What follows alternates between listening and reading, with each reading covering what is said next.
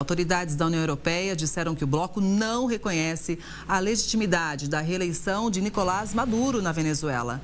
Josep Borrell afirmou que a vitória de Maduro não foi comprovada e, por isso, não é possível acreditar no resultado divulgado. O opositor, Edmundo González, participou por videoconferência de reunião com ministros de Relações Exteriores do bloco. O Ministério Público da Venezuela convocou González pela terceira vez para depor. Se ele não comparecer, pode ser preso.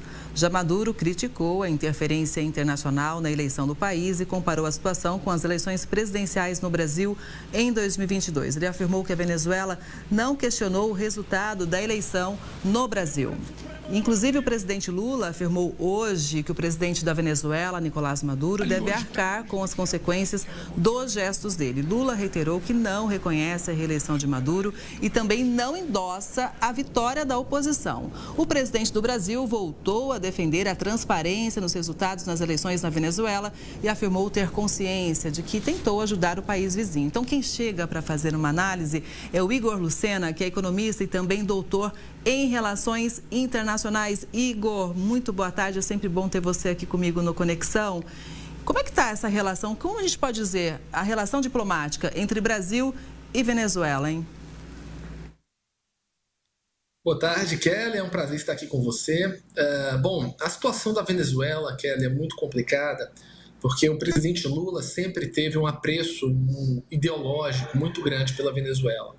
E quando ele automaticamente vê que a situação foge totalmente da situação democrática, ele não consegue condenar como uma ditadura que se tornou, mas ao mesmo tempo ele tem uma pressão muito grande para não reconhecer, inclusive de membros do próprio governo, porque entende que se reconhecer vai causar um estrago muito grande para a sua visão interna do governo, inclusive com a população brasileira. E a partir daí, o governo para mim, tem uma visão até muito positiva nos últimos dias de não reconhecer e falar isso abertamente, de que haverão consequências caso Maduro insista em continuar o seu próprio mandato. Na União Europeia, o fato do não reconhecimento é quase uma ideia de que haverá sim sanções internacionais mais fortes. Não acho que seria o caso do Brasil, mas o Brasil deve parar de dar assistência financeira ou outro tipo de apoio político para a Venezuela. O Brasil deve ficar mais neutro, mas não vai condenar, porque acredita que em algum momento pode ser sim uma ponte para uma transição em algum momento no futuro. Pois é, eu também disse que a União Europeia não reconhece a vitória do Maduro, né? Mas a gente sabe que ele tem apoios importantes, como de países como Rússia e a China, né? Kelly, essa é a situação que de fato é preocupante. A Venezuela, ela apoia da China e da Rússia como uma espécie de ponte de apoio financeiro, uma ponte de apoio de compra de petróleo, que de fato mantém militarmente, com armas e equipamentos, o regime de Nicolás Maduro. Não é interessante a queda de Maduro para esses dois países, porque as empresas chinesas utilizam a Venezuela como uma espécie de laboratório para produtos e serviços na América Latina, e a Rússia tem uma influência cada vez mais forte. Maduro, fraco agora e sem apoio de líderes na esquerda e na direita na América Latina, se torna muito mais fácil de ser influenciável por Vladimir Putin e Xi Jinping. Então, passo a passo, a Venezuela vai se tornando uma nova Cuba dentro da América Latina, o que preocupa o Brasil por termos a fronteira e preocupa também os Estados Unidos pela instabilidade que pode ocorrer nos próximos anos. Agora, Igor, a gente fala também da crise no Oriente Médio, porque Israel lançou um ataque essa noite contra um comboio de ajuda humanitária em Gaza. 5 pessoas morreram e, segundo o Exército, terroristas tentaram sequestrar os veículos.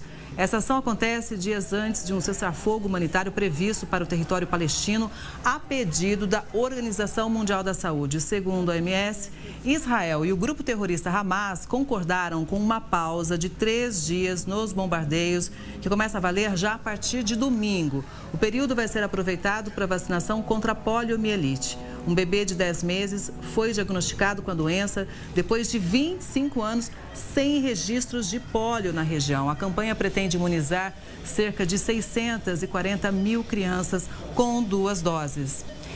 E eu acho muito importante a gente, assim, sempre trazer essa análise, não é verdade, Igor? Porque é uma crise que a gente vê que quem mais sofre realmente são as pessoas, né? São os civis.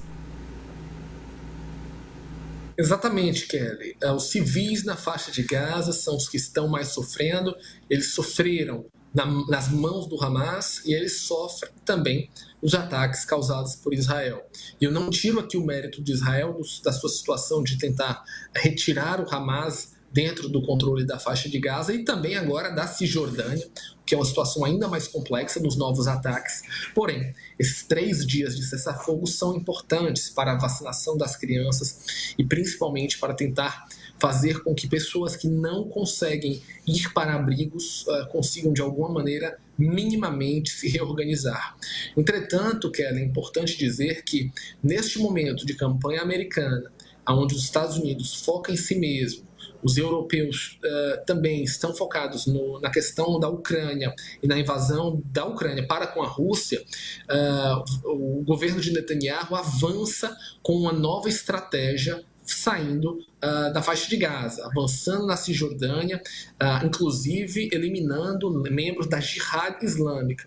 O que aparenta é que não quer encerrar o conflito na faixa de Gaza, que basicamente já foi quase toda destruída, porque ele perderia o seu poder e o seu mandato de primeiro-ministro, e ao mesmo tempo ele utiliza essa continuação do conflito em outros territórios para se manter no poder e, claro, avançar contra os outros inimigos, né? Os Houthis, o próprio Hezbollah no norte de Israel e também agora a Jihad Islâmica. Então, a continuação da guerra e a expansão dela parece que se tornaram inevitáveis a partir das últimas 2 semanas. Exatamente. Inclusive, hoje, numa ação de Israel na Cisjordânia, mais terroristas do Hamas foram mortos. Isso foi confirmado já por Israel hoje mais cedo. Igor, muito obrigada. É sempre bom te ouvir. Uma boa tarde e até a próxima. Uma boa tarde, bom final de semana a todos.